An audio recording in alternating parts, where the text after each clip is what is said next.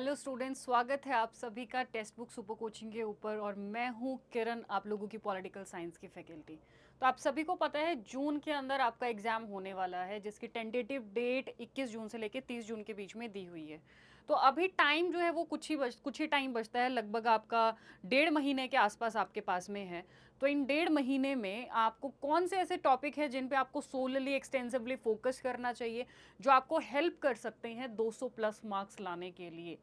तो जो भी स्टूडेंट्स अभी, या तो वैसे तो जिनको तैयारी करनी है वो शुरू से तैयारी कर ही रहे हैं, बट उनको भी नहीं पता है कि मैम एंड मोमेंट पे किन टॉपिक को हमें मल्टीपल टाइम रिवीजन करना चाहिए और किन कौन से ऐसे टॉपिक है जिनको हम किसी भी हाल में छोड़ के नहीं जा सकते हैं।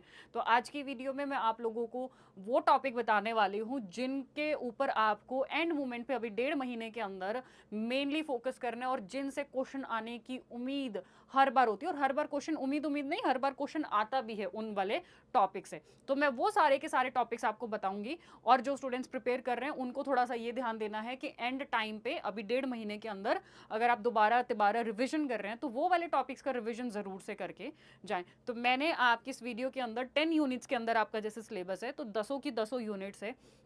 मैं आपको साथ के साथ कुछ कुछ इंपॉर्टेंट टॉपिक्स जो हैं वो बताते चलूंगी कि उसमें से आपको किस चीज़ पे मेनली फोकस करना है और क्या चीज़ आप छोड़ के नहीं जा सकते हैं। तो अगर ये आपको 200 से ऊपर मार्क्स लाने हैं, तो हालांकि ऑब्वियस ही बात है जेआरएफ लाना है तो कुछ आपको एक्स्ट्रा मेहनत करनी पड़ेगी, जो कुछ थोड़े से बाउंसर क्वेश्चंस होते हैं, कुछ थोड़ा सा डीप आपको जरूर पढ़ना पड़ेगा। बट ये वाले क्वेश्चन से आप मान के चलो कि आपका 80% पेपर, 70 to 80% पेपर जो है वो इन्हीं वाली यूनिट से आता है। और जो बाकी 20 से 30% जो भी पेपर होता है आपका, वो थोड़ा सा यूनिक या फिर डीप ज़्यादा पूछ लिया जाता है। तो ये बहुत आप कह सकते हो कि एवरग्रीन टॉपिक्स हैं, इनसे हर बार सवाल आता ही आता है ये वाले। सो एज यूजुअल आपकी पहली टॉपिक है political theory, concepts and political tradition. ठीक है, तो पहले कॉन्सेप्ट्स के अंदर देखो हम कौन कौन से पढ़ते हैं। Liberty, equality, justice, rights, democracy, power, citizenship. तो लिबर्टी के अंदर सबसे पहले एक तो इससे आती हैं आपकी डेफिनेशंस आती हैं, परिभाषाएं आती हैं। दूसरा, यहाँ से कौन थिंकर्स नेगेटिव लिबर्टी को सपोर्ट करते हैं, कौन थिंकर पॉजिटिव को सपोर्ट करते हैं, कौन इन दोनों को कॉम्प्लीमेंट्री मानते हैं, कौन कॉम्प्लीमेंट्री नहीं मानते हैं। और मैं आपको बता दूं कि ये पहली कॉन्सेप्ट वाली इस पूरी ही यूनिट से एक तो आती हैं आपकी बुक्स। इंपॉर्टेंटली बुक्स किस तरीके से आएंगी, मैच द फॉलोइंग में आ जाएंगी, जैसे ग्रामर मतलब आ जाएगी, और उसके बाद में ऑन लिबर्टी, इक्वलिटी, ये सारी बुक्स किसने लिखी हैं जो बहुत फेमस हैं, ग्रामर ऑफ पॉलिटिक्स। और इस तरीके से कुछ इंपॉर्टेंट बुक्स हैं जो कि आपको याद करके जानी है, उनकी काम करना। आप लोग जैसे ही अभी रिवीजन करने बैठो कि जाहिर सी बात है एंड मोमेंट पे नहीं कर सकते हो ये सारी चीज़ें, तो अभी 1 पेजेस पे 2 पेजेस पे इन बुक के नाम क्रोनोलॉजिकल ऑर्डर में लिख लो कि लिबर्टी की ये बुक है, इक्वलिटी की ये है। इस वाले क्वेश्चन से ज़्यादा डीप कुछ नहीं आता है कॉन्सेप्ट से, बस बुक्स आ जाती हैं। इंपॉर्टेंटली उनके ईयर पूछ ले जाते हैं, और वो मैच द फॉलोइंग में भी आ सकता है, फैक्ट बेस में भी आ सकता है। तो यहाँ से बुक्स छोड़ के मत चले जाना। इक्वलिटी और जस्टिस के अंदर भी जैसे ग्लोबल जस्टिस से कम्युनिटेरियन जस्टिस जो होती है, सामुदायिक न्याय जो होता है, Michael sandal, Michael Walzer, Thomas बोगे, इनसे रिलेटेड क्वेश्चंस हर बार ही आता है। ठीक है, तो यहाँ से वो आ जाएगा। देन उसके बाद में डेमोक्रेसी के अंदर जैसे रॉबर्ट डाल हैं, डेविड हेल्ड के, मैकफरसन हो गए। तो ये 3-4 थिंकर हैं जो इसके अंदर मोस्ट प्रोमिनेंटली आते ही आते हैं, तो उनको ड्रॉप करके मत जाना। जैसे मैकफरसन का डेवलपमेंटल आइडिया ऑफ डेमोक्रेसी है, देन रॉबर्ट ढाल है, प्लूरल डेमोक्रेसी, डेविड हेल्ड के 6 मॉडल्स ऑफ डेमोक्रेसी हैं, तो वो जरूर से करके चले जाना। पावर के अंदर अब इस वाले से जैसे एलीट थ्योरी आप पढ़ते हो, एलीट थ्योरी की उसकी हमेशा हमेशा क्वेश्चन आता है बुक से related. Iron law of oligarchy, circulation of elite, Vilfredo Pareto, और जो भी जितने भी एलीट थिंकर्स हैं, पावर एलीट के थिंकर्स हैं, उन सबकी बुक्स, ईयर, क्रोनोलॉजी और किसने कौन सा कॉन्सेप्ट दिया है, मेनली वो करके चले जाना। यहाँ से सिटीजनशिप से मार्शल, मोस्ट इंपॉर्टेंटली मार्शल का सिद्धांत, राइट। देन आ जाते हैं इसके अंदर लिबरलिज्म और लिबर्टी, इक्वलिटी, इन तीनों को आप इंटर रिलेटेड मानो, और यहाँ से भी ज़्यादातर जो है वो आपकी बुक्स पूछी जाती हैं। इससे कॉन्सेप्चुअल क्वेश्चन आने की उम्मीद बहुत कम होती है। मार्क्सिज्म के अंदर मार्क्स, लेनिन, क्रैम्सी, माओ, इन तीनों का डिफरेंस और इनकी बुक्स, इंपॉर्टेंटली बुक्स, और स्पेशली मार्क्स की जो बुक्स हैं वो क्रोनोलॉजी में याद करके जरूर जानी है। ठीक है, देन फेमिनिज्म के अंदर इससे आते हैं आपके जैसे मैरी वोलस्टोनक्राफ्ट का क्वेश्चन हमेशा आता है, और इससे भी आपकी वैसे तो बुक्स आएंगी और थिंकर्स पूछ ले जाएंगे कि कौन सा फेमिनिस्ट थिंकर है, कौन सा नहीं है, तो उस पर फोकस करके जाएं। इकोलॉजिज्म से, इकोलॉजिज्म यानी कि पारिस्थितिकी से आपका जो है वो आता है, जैसे शैलो इकोलॉजी है, डीप इकोलॉजी है और साइलेंट स्प्रिंग, 2-4 यहाँ पे कन्वेंशंस वगैरह हुई हैं कुछ से इंपॉर्टेंट रिलेटेड जो भी हुई हैं, वो करके चले जाना। मल्टीकल्चरलिज्म से 2-3 थिंकर्स को मत छोड़ के जाना, भिखू पारेख है एंड देन उसके बाद में मल्टीकल्चरलिज्म के अंदर आपका भिखू पारेख पढ़ते हो, विल किमलिका पढ़ते हो, ये 2 थिंकर्स तो बिल्कुल भी मत छोड़ के चले जाना इसके अंदर से। पोस्ट मॉडर्निज्म, यहाँ से भी आपकी बुक्स पूछी जाती हैं, जैक्विस, डेरिडा है, ल्यूटार्ड है, किसने पोस्ट मॉडर्निज्म टर्म कॉइन किया है, तो यहाँ से बुक्स आती हैं आपकी, ठीक है। देन उसके बाद में आ जाता है सेकेंड थिंकर। इसमें मैं इंपॉर्टेंट थिंकर्स आप लोगों को बताऊंगी कि कौन कौन से आ जाते हैं। देखो, Marxism as ideology, old Marxism, new Marxism में डिफरेंस आ जाएगा। और जो ये मैंने ये बताए हैं ना आपको, मार्क्स, लेनिन, ग्राम्सी, माओ, ये सारे के सारे इसके अंदर भी आते हैं। तो इसमें मैं इंपॉर्टेंट थिंकर्स बस आप लोगों को बताऊंगी, जैसे प्लेटो, एरिस्टोटल का जस्टिस का सिद्धांत आता है, ठीक है। इन सब की बुक्स तो इंपॉर्टेंटली, इस वाले यूनिट से भी आपको बुक्स तो इंपॉर्टेंटली करके ही जानी है, ठीक है। बुक्स तो आपको ड्रॉप करके ही नहीं जानी है, इससे सबकी बुक्स, और स्पेशली बुक्स की क्रोनोलॉजी और ईयर, थिंकर से आपकी यही आती हैं। थिंकर से कॉन्सेप्ट आ जाता है, बट आजकल एनटीए जिस हिसाब से चल रहा है, तो एनटीए कॉन्सेप्ट पे उतना फोकस नहीं करता है, एनटीए फैक्ट पे ज़्यादा फोकस करता है। जैसे अब की बार भी मार्क्स की बुक, लेनिन की बुक, कौन कब किस ईयर में मरा है, कब पैदा हुआ है, कौन कहाँ से बिलोंग करता था, इस तरीके के बहुत ही मतलब थर्ड क्लास क्वेश्चंस, बहुत जो फैक्ट बेस्ड होते हैं वो आते हैं। बट क्या कर सकते हैं, आप लोगों को जो भी आता है, जैसा भी आता है, उसी पे फोकस करके जाना ज़रूरी है। तो एक तो इन सब की बुक ज़रूर से करके चले जाना। अब मैं बता देती हूँ इंपॉर्टेंट थिंकर कौन कौन से हैं। जैसे ये तो आपके क्लासिकल तो आएंगे ही आएंगे, जैसे प्लेटो, एरिस्टोटल, मैकियावेली का रिलीजन पॉलिटिक्स से रिलेटेड, या फिर उनकी जो है प्रिंस को क्या क्या एडवाइस थी, मेनली ये आता है, ज़्यादा डीप में मैकियावेली से नहीं आता उतना क्वेश्चन, ठीक है। देन हॉब्स, लॉक, ये सबको पता है। एंड देन उसके बाद में रूसो का आ जाएगा। मैरी वोllstonecraft से इतना डिटेल में नहीं आता है। मिल के प्रिंसिपल्स आ जाते हैं, कार्ल मार्क्स की बुक्स आ जाती हैं क्रोनोलॉजी में, इनसे भी और ज़्यादा डिटेल में बहुत नॉर्मल क्वेश्चंस आते हैं, फिर वो कंसेप्ट बेस्ड होंगे, उसके लिए आपको डीप अंडरस्टैंडिंग चाहिए होगी। ग्राम्सी और इसमें क्या डिफरेंस है ये आ जाएगा। और इन सब की हैना एंड फ्रेंच फेनन, इन दोनों की, इनकी भी बुक्स इंपॉर्टेंटली करके चले जाना। और यहाँ से डीप क्वेश्चन कुछ नहीं आता, स्टेटमेंट बेस्ड कोई क्वेश्चन मुश्किल ही आता है यहाँ से। एंड माओ, ग्राम्सी, मार्क्स, इन सब में तीनों में क्या डिफरेंस है मार्क्सिज्म ट्रेंड के अंदर, that is important. And Rawls की भी ऑन जस्टिस बुक, मतलब जस्टिस के ऊपर इनका कॉन्सेप्ट जो है व्हील ऑफ इग्नोरेंस है, उससे रिलेटेड क्वेश्चन आ जाते हैं। बाकी हीगल इतना इंपॉर्टेंट नहीं है। मैरी वोllstonecraft से एक क्वेश्चन जो है वो उनकी बुक वगैरह पूछ ली जाती है, ज़्यादा कुछ नहीं आता है। इनसे भी ज़्यादा इंपॉर्टेंटली कुछ नहीं आता, बस इनकी बुक्स आती हैं। वो बुक्स तो आप सभी की करके जाओगे, बहुत अच्छे से आपको करके जानी है। बाकी कन्फ्यूजियस से भी ज़्यादा क्वेश्चंस आते हैं नहीं, तो बाकी जो थिंकर्स हैं इसके अंदर से, उनको आप थोड़ा सा अच्छे से करके चले जाना। देन आ जाता है इंडियन पॉलिटिकल थॉट। अब इस वाली यूनिट से आपकी कुछ 5-6 चीज़ें बहुत इंपॉर्टेंट है। इससे रिलेटेड मैंने पीडीएफ, फैक्चुअल इन्फॉर्मेशन की बहुत ही अच्छी पीडीएफ आपके टेलीग्राम पे मैंने शेयर की हुई है। तो जो भी स्टूडेंट्स चाहते हैं वो मेरे टेलीग्राम ग्रुप का लिंक है, ज्वाइन कर सकते हो, और वहाँ पे आपको वो पीडीएफ मिल जाएगी, जिसके अंदर इन सारे थिंकर्स के, देखो अब यहाँ से मेन किससे क्वेश्चन आता है हर बार, जैसे कौटिल्या से आएगा, ठीक है, पंडिता रमाबाई से आ जाता है आपका, हर बार क्वेश्चन आता है। तिलक, टैगोर, विवेकानंद से तो उतना नहीं आता है। औरबिंदो से आ जाता है, गांधी, रामास्वामी की मूवमेंट पूछ ली जाती है। देन आपका एम.एन. रॉय से आता है, अंबेडकर से हर बार क्वेश्चन आता है, एंड लोहिया और जेपी, ठीक है। तो ये वाले थिंकर्स जिन पे मैंने निशान लगाए हैं, please don't drop these thinkers. And इनसे इंपॉर्टेंटली ये वाली यूनिट में क्या क्या चीज़ें आती हैं आपकी, देखो मैं बता देती हूँ। एक तो कोई भी ऑर्गेनाइजेशन इन्होंने स्थापित की हो, कोई भी मूवमेंट, जैसे सेल्फ रिस्पेक्ट मूवमेंट हो गया, कोई पार्टी हो गई जो इन्होंने पार्टी फॉर्मुलेट की हो, किस ईयर में पार्टी फॉर्मुलेट की, किसने लिखी, वो आ जाता है। बुक्स आ जाती हैं, इन्होंने कौन से किसने बुक्स लिखी, मैगजीन्स आ जाएंगे, ठीक है। तो ये ऑर्गेनाइजेशन, मूवमेंट, पार्टी कोई स्थापित की है नहीं की है, बुक्स आ जाएंगी, मैगजीन्स आ जाएंगी। तो ये जो फैक्चुअल इन्फॉर्मेशन है इस वाली यूनिट से यही आती हैं, और ज़्यादातर जो मैंने थिंकर्स पे निशान लगाए ना, इन्हीं से क्वेश्चंस आते हैं। इन्हीं वाले टॉपिक से आपके ज़्यादातर क्वेश्चंस बनते हैं, ठीक है। वीडी सावरकर का भी आ जाता है जैसे कई बार, बाकी और से आपके कहीं से भी क्वेश्चन बहुत रेयर आते हैं, कभी कभी आते हैं, बट इनसे हर बार जब भी क्वेश्चन बनता है तो इन्हीं वाली से बनता है। और इसके अंदर भी ये सारी की सारी चीज़ें बहुत ज़्यादा इंपॉर्टेंट है। अगेन इसकी फैक्चुअल पीडीएफ जो भी है कि कौन कब स्थापित हुआ, कौन सी मूवमेंट, सारी ये फैक्चुअल इन्फॉर्मेशन मैंने एक पीडीएफ के अंदर डाल के टेलीग्राम पे शेयर की हुई है। आप जा सकते हो, आपको वो पीडीएफ वहाँ पे मिल जाएगी। बस first you have to join the Telegram group for the same. Then आ जाते हैं कंपैरेटिव के अंदर। अब इसके अंदर 3-4 चीज़ें बहुत इंपॉर्टेंट हैं। एक, पॉलिटिकल कल्चर, यहाँ से हर बार क्वेश्चन बनता है, दैट इज राजनीतिक संस्कृति। तो इससे आपका फैक्चुअल भी बन जाता है, जैसे किसने इससे रिलेटेड बहुत सारी बुक्स हैं तो वो बुक्स आ जाती हैं, इससे रिलेटेड बुक्स करके जाएंगे। और कौन कौन इसके अंदर मेनली थिंकर आते हैं, ठीक है, उन बुक्स के अंदर कई सारी कंट्रीज़ की बात की तो कौन कौन सी वो कंट्रीज़ हैं, एक तो ये वाला चीज़ आप करके जाएंगे। देन नेशनलिज्म, ठीक है, एक जो है वो आप अपना नेशनलिज्म की जो भी बुक्स हैं, जैसे इमेजिन्ड कम्युनिटीज़ हो गया, बेंडिक एंडरसन हो गया, ठीक है, तो वो सारे नेशनलिज्म के ऊपर कई सारी बुक्स है। अगेन मैंने क्लास ली हुई है, वो आप कवर कर सकते हैं, वो आप देख सकते हैं। तो ये वाले पार्ट से नेशनलिज्म ज़रूर करके जाना है। देन उसके बाद में इससे इतना क्वेश्चन नहीं आता है, यहाँ से आपका क्वेश्चन बनता है इलेक्टोरल पॉलिटिक्स जो होती है, पॉलिटिकल रिजीम्स के अंदर कि कौन सी कंट्री के अंदर कौन सी है, तो ये रिजीम वाला पोर्शन आपको करके जाना है, पॉलिटिकल रिजीम करके जाना है यहाँ से आपको।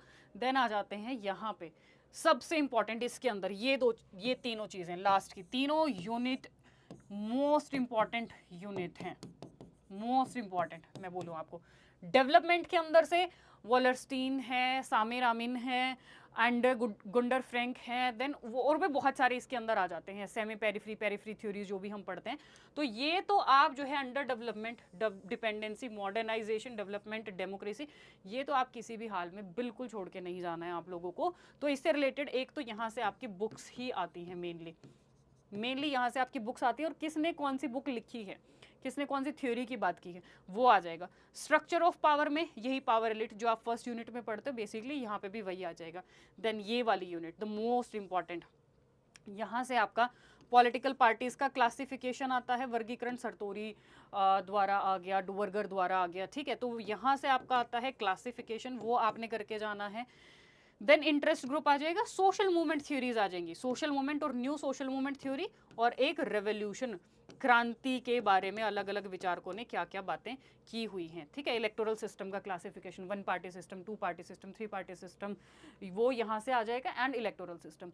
तो ये 3 बहुत अच्छे से करके जाना है। यहाँ पे मेनली आपको जो है एक तो ये वाला पार्ट करके जाना है अच्छे से, पावर एलिट और ये वाली थ्योरीज, इनसे हर बार यहीं से क्वेश्चन बनता है। जो एक आध क्वेश्चन आएगा वो ऑब्वियसली थोड़ा सा अलग आता है, आई कैन नॉट क्लेम कि जो मैंने बता दिया उससे बाहर कुछ नहीं आएगा, बट यहाँ से तो हर बार मैं लिख के दे सकती हूँ कि यहाँ से हर बार क्वेश्चन आते हैं, ये आपको एग्जाम के अंदर मिलेगा ही मिलेगा।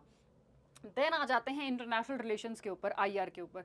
एक तो मेनली इसमें थियरीज हैं, थियरीज के अंदर जैसे रियलिज्म से क्वेश्चन आता है, structural Marxism, new liberalism, new realism, ठीक है, यहाँ से तो आपका क्वेश्चन बनता ही बनता है। फेमिनिज्म से आ जाता है आपका, क्रिटिकल से जो है वो एक स्टेटमेंट आ जाती है, एनार्की, सोशल कंस्ट्रक्टिविज्म से anarchy is what states make of it, and wounded की थियोरी आ जाती है इसके अंदर। बाकी यहाँ पे ये वाली आइडिया से realism, structural Marxism, new liberal, nu real, feminism. अब यहाँ से आपको कौन स्कूल ऑफ थॉट से, कौन से स्कूल ऑफ थॉट से बिलोंग करता है और किसकी कौन सी बुक है, स्पेशली जैसे हंस मॉर्गेंथु वगैरह की बुक होगी, तो ये यूजुअली आपके मैच द फॉलोइंग्स वगैरह में आते हैं, वो आपने करके जाने हैं, ठीक है। अब यहाँ से उतना नहीं आता है, ये वाले इससे जो है वो ज़रूर क्वेश्चन आता है आपका, ठीक है।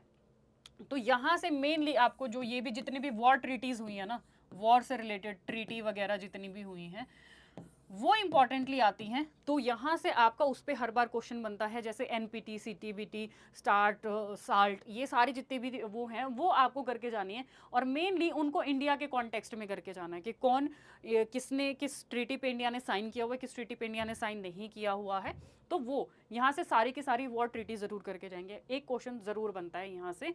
देन उसके बाद में यूनाइटेड नेशन से हर बार यहाँ से अब इंपॉर्टेंटली क्या आते हैं, जैसे इसके सेक्रेटरी वगैरह हो गए, ठीक है, वो याद करके जाएंगे कब क्या स्थापित हुआ इन इस यूनिट का।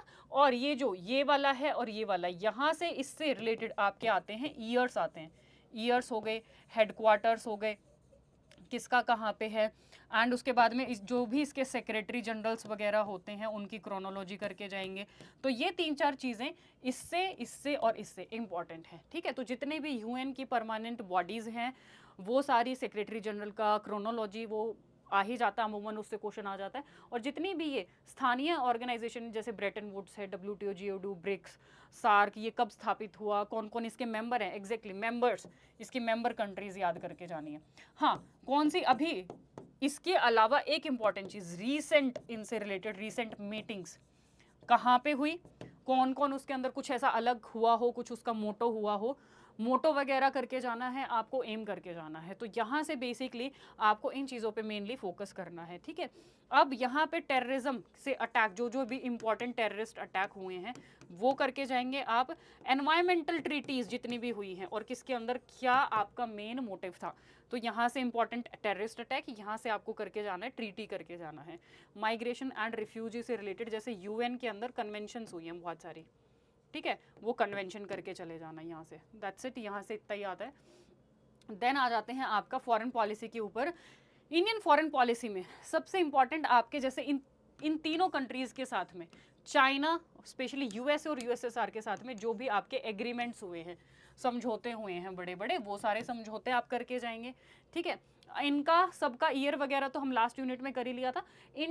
इंडिया ने कब किसको ज्वाइन किया है, किस ईयर में ज्वाइन किया है, किसी का अगर जो है वो स्ट्रैटेजिक रिलेशंस क्या है, और वो सारी चीज़ें आप करके जाना है। इंडिया ने कौन सी मीटिंग में पार्टिसिपेट किया या इंडिया के अंदर इनकी कौन सी मीटिंग हुई थी, ठीक है। तो वो सारी चीज़ें ये वाली यूनिट से आती हैं कि मतलब इंडिया ने कब ज्वाइन किया, इंडिया के अंदर कोई इंपॉर्टेंट इसकी मीटिंग हुई हो, और जो है कोई और ऐसा इंपॉर्टेंट इनिशिएटिव इसके अंदर लिया गया हो, तो ये आती है। ये बहुत इंपॉर्टेंट है विद नेबरहुड, ये सारी पॉलिसी।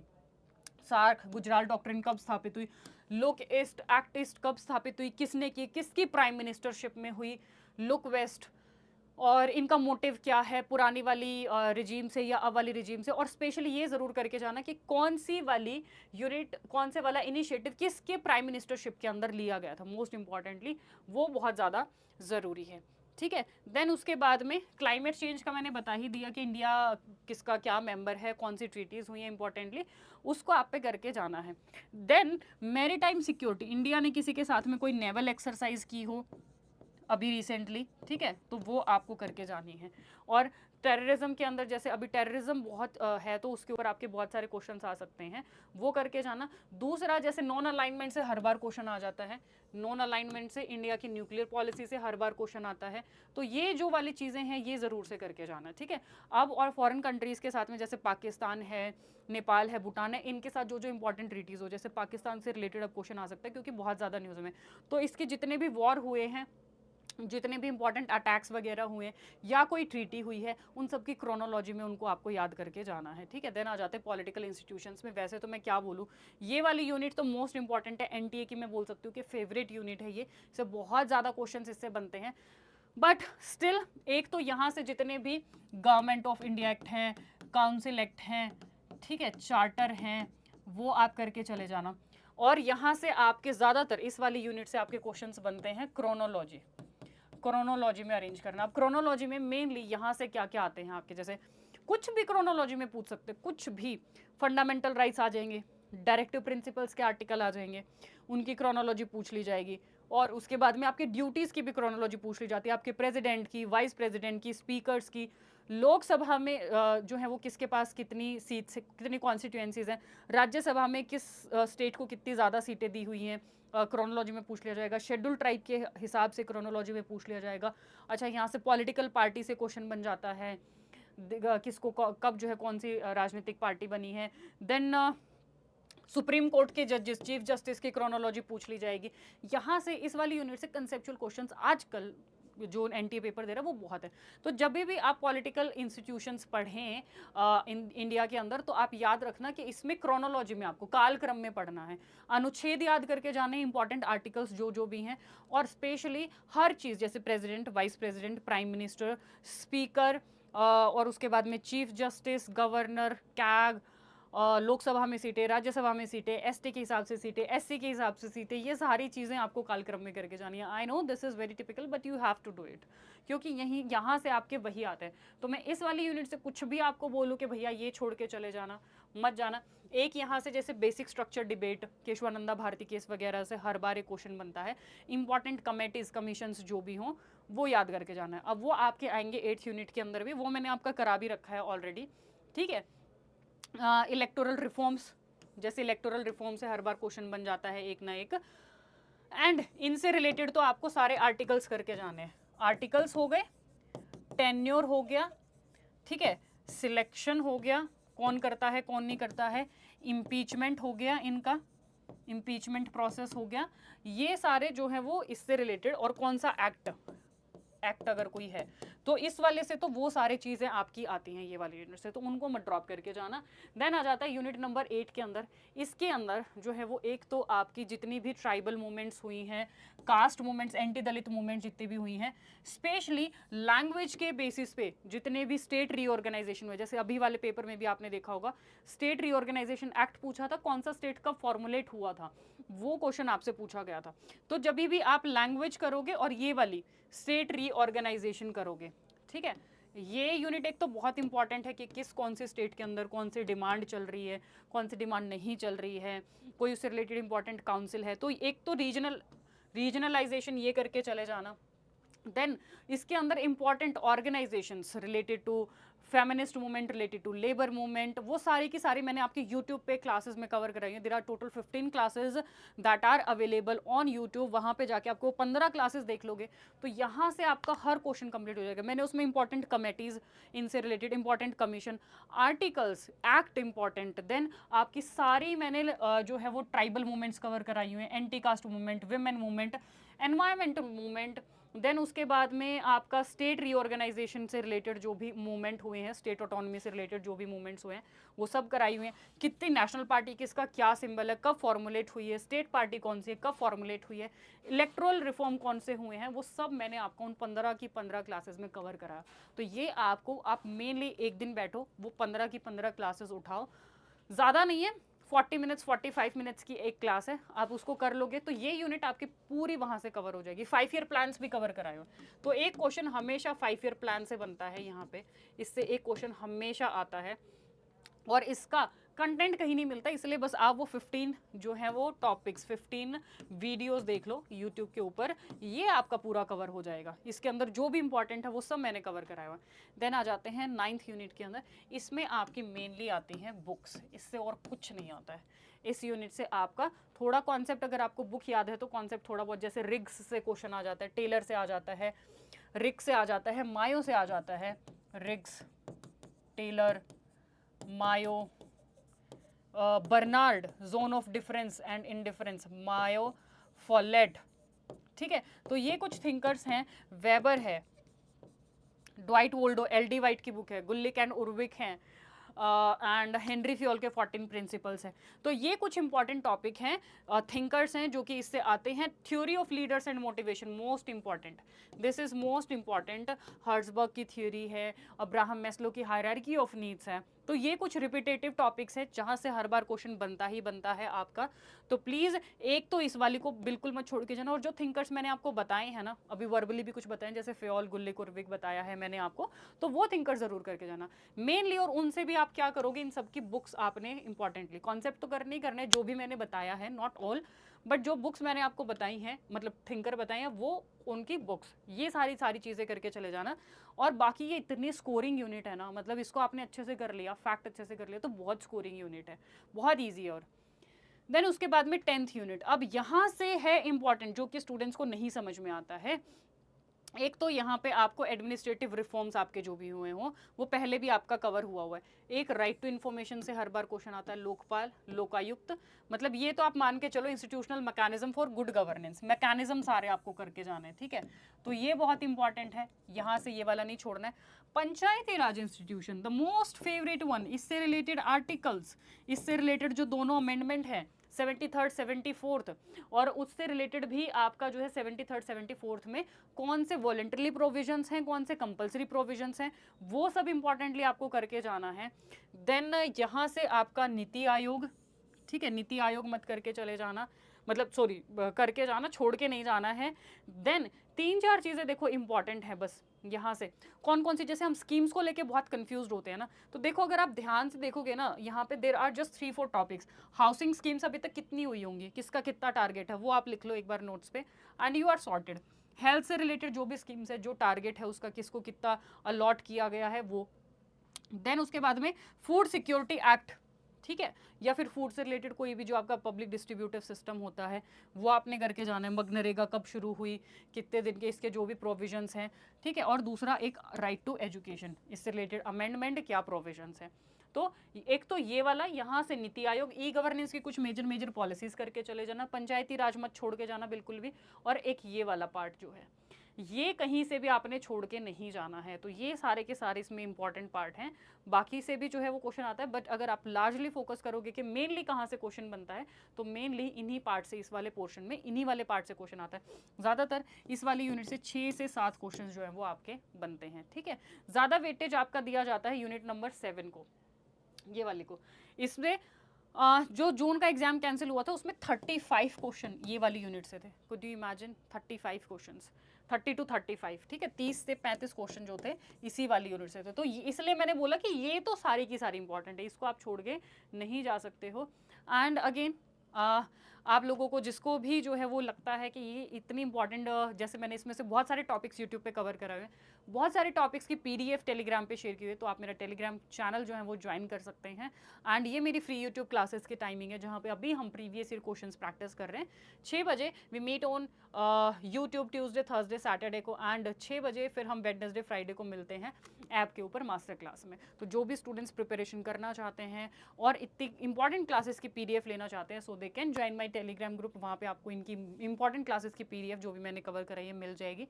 क्लासेस का जो भी इंपॉर्टेंट है उनका लिंक आप लोगों को मिल जाएगा, so you can join that. And आपके एग्जाम के लिए बहुत बहुत शुभकामनाएं। और जो भी ये टॉपिक्स मैंने बताए हैं, please do not leave this topics on any condition, किसी भी हालत में ये टॉपिक्स छोड़ के ना जाए। Thank you so much.